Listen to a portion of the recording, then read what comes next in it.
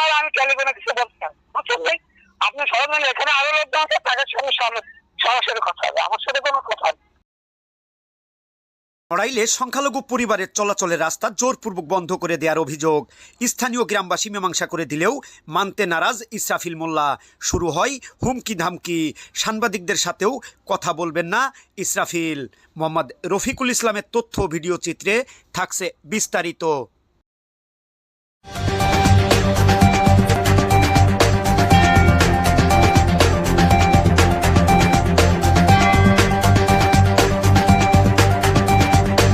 আপনারা দেখছেন Narail crime news, আমি সাথে আছি মোহাম্মদ রফিকুল ইসলাম। চলুন বিস্তারিত দেখে আসি নড়াইল ক্রাইম নিউজের এ প্রতিবেদনে। নড়াইল সদর উপজেলা তুলরামপুর ইউনিয়নের দেবীপুর গ্রামের মৃত বিধান রায়ের ছেলে উৎপল রায়ের পূর্বপুরুষের বাড়ির যাতায়াত একমাত্র রাস্তাটি জোরপূর্বক গত 19 নভেম্বর শুক্রবার সকালে বন্ধ করে দেয় আড়ংগাছা গ্রাম থেকে আসা ইসরাফিল মোল্লা।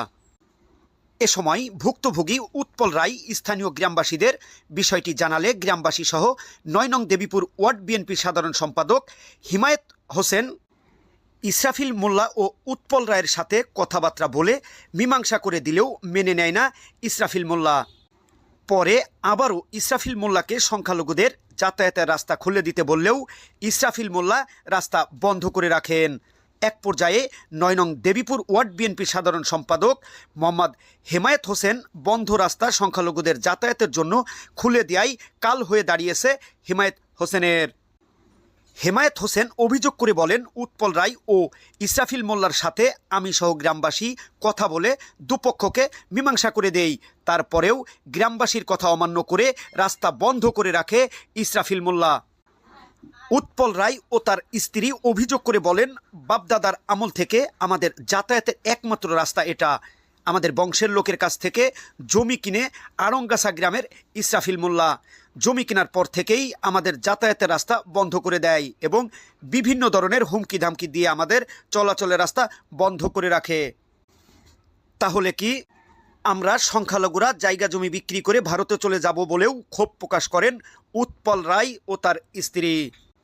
এদিকে দেবীপুর গ্রামে নাম পরিচয় জানাতে অনিচ্ছুক একাধিক ব্যক্তি অভিযোগ করে বলেন, আড়ংগাছা গ্রাম থেকে ইসরাফিল মোল্লা দেবীপুর গ্রামে এসে বাড়ি করে বসবাস করেন এবং বাড়ি করার পর থেকেই আমাদের বিভিন্ন সময় হুমকি দামকি দিয়ে আসছে।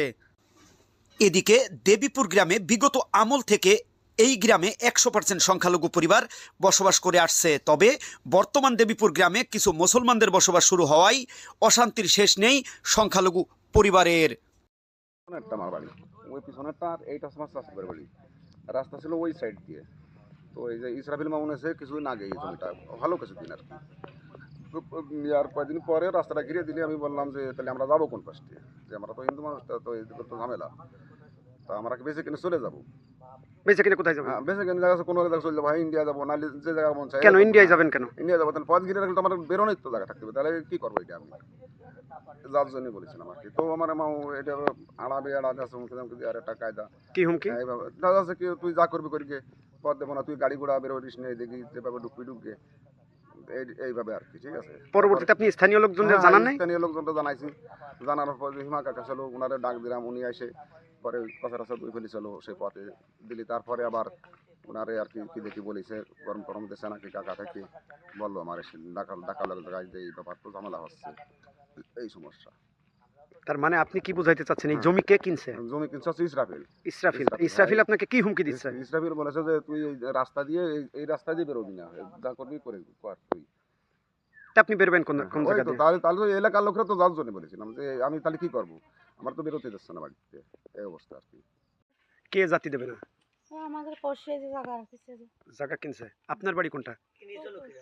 ওই পিছনেরটা আপনার বাড়ি? হ্যাঁ। আর এই জমি পরে বিক্রি হয়েছে? হ্যাঁ, আপনার যাতায়াতের পথ কোনটা? এইটা ছিল। এটা কবে থেকে? আমরা যতদিন এই নিয়ে আসি ততদিন। সে আপনার পূর্বের থেকেই? পূর্ব থেকে। প্রথম থেকেই আপনাদের এইটা রাস্তা? হ্যাঁ, এইটাই চলাচলের এটাই শেষ চলে। জায়গা? হ্যাঁ, সেখানে এই বেড়া দিয়ে দিছে? হ্যাঁ। কে দিছে বেড়া? এই তো এই যে যে জায়গা রেখেছে। কি নাম? ইসরাফিল। ইসরাফিল। আপনার স্বামী কি করে? মাঠে কাজ করে। মাঠে কাজ করে। এই রাস্তা দিয়ে কি যাতায়াত করেন? ধান, পাট, সব মাল পাওয়ার টিলার গাড়ি ঘোড়া সব চলে। যে জায়গা কিনেছিল ওই জায়গায় গেছিল ওর ছেলে নারকেল পাড়তে। নারকেল পাড়তে যাওয়ার পরে আমি ওই জায়গায় বসেছিলাম। আমি যাই বললাম, তো এরা তো উৎপাল খায়, এ গাছের নারকেল পাড়িস না। সে অনেকদিন আগের কথা, গত পরশু দিন এই জায়গায় এসে আমার মোটামুটি জানাতাই বললো যে তোর বাবার জায়গায় ওই ইসরাফিল, যে তোর কি বাবা জমি, হ্যাঁ যে জমি কিনেছে, যে তোর কি বাপের জায়গা, যে তুই নারকেল পাড়তে গেছে, তুই আমার ছেলের মানা করেছিস। আমি বললাম যে ওটা তো উৎপাল সেই ছোটবেলাতে খাইয়ে আসতেছে, আমরা দেখতে সেইভাবে মানা করেছিলাম। আমি মামুই বলতে লাগলাম যে মামু ওটা তো উৎপালের গাছ। আমার এই জায়গায় এসে হুমকে দুমকে মারতে লাগলো। মানুষ ওই যে ওই পাশে উৎপাল বেরোয়, সেই পাশটা পথ গিয়েছে, ওদের একটা বেজাল আছে ওই জায়গায়। সেই বেজাল নিয়ে সেই বেজালকে কেন্দ্র করে এই সব জায়গায় এইসব ঘটাচ্ছিল সে। এই গ্রামের একজন বাসিন্দা এবং সমাজ সামাজিকতা করি। আমি 3-4 দিন আগে জানতে পারলাম উৎপাল আমার এসে বললো যে এই ব্যাপার, কাকা আমার রাস্তা তো বন্ধ করে দিয়েছে ইসরাফিল, তা আমি কোন পথে যাওয়া আসা করব। তারপরে আমি ইসরাফিলরে এক পর্যায়ে ঘাটে ডেকে আনি বহুত লোকজন ছিল সে জায়গায়। থাকার পরে তারে বিভিন্ন কায়দা আমি বুঝবাজ দিয়ে বলি যে এই লোকের যাওয়া আসার রাস্তা তার বাপদাদার আমলের রাস্তা, এই রাস্তাটা বন্ধ করা যাবে না। তুমি যখন জমি নিছাও তার একটা পথ উল্লেখ আছে, সেই পথটা ক্লিয়ার করে দিয়ে আমি নিয়ে তোমার জায়গাটাও বুঝ করে নাও, আর সেই পথটা ক্লিয়ার করে দিয়ে তারপরে তুমি ওই পথটা ঘিরে দাও। হ্যাঁ, আমি এই কথা কোয়ার পরে তারে বললাম যে তুমি কথাগুলো তুমি উঠো দিয়ে আনে। তাই সে একদিন পার হয়ে গত একদিন ধরে পার হয়ে যাওয়ার পরও সেই কথা উঠোয় না। তারপরে উৎপাল আমার বলে যে কাকা আমি তাহলে কি বাড়িতে বাড়বো না, আমরা হিন্দু মানুষ, আমরা কি দেশেতে সব চলে যাব। হ্যাঁ, তা আমি বললাম যে বাবা তুই থাক, আমি সন্ধ্যের দিকে আসতেছি। তা আমি বিকেলবেলা যেয়ে ওই কথা উঠোই দেওয়ার পরে বিভিন্ন সাইডের থেকে আমার হুমকি দে যে কেন তুই কথা উঠলি, সে টাকাতে জমি দিয়েছে, কথা উঠোনোর দায়িত্ব তোরে কিনা দিয়েছে।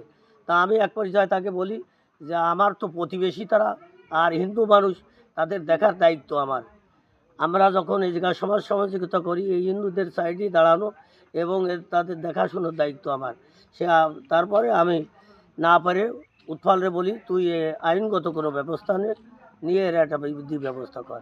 সংখ্যালঘুদের রাস্তা বন্ধ করার অভিযোগের বিষয়ে অভিযুক্ত ইসরাফিল মোল্লার ব্যবহৃত মুঠোফোনে ফোন দিলে তিনি সাংবাদিকদের সাথে কোনো কথা টেলিফোনে বলবেন না বলে জানান। এখন আপনারা আমি টেলিফোনে কিছু বলছেন, বুঝছেন ভাই? আপনি সরকার এখানে আরো লোকজন আছে, তাদের সঙ্গে সরাসরি কথা হবে, আমার সাথে কোনো কথা নেই।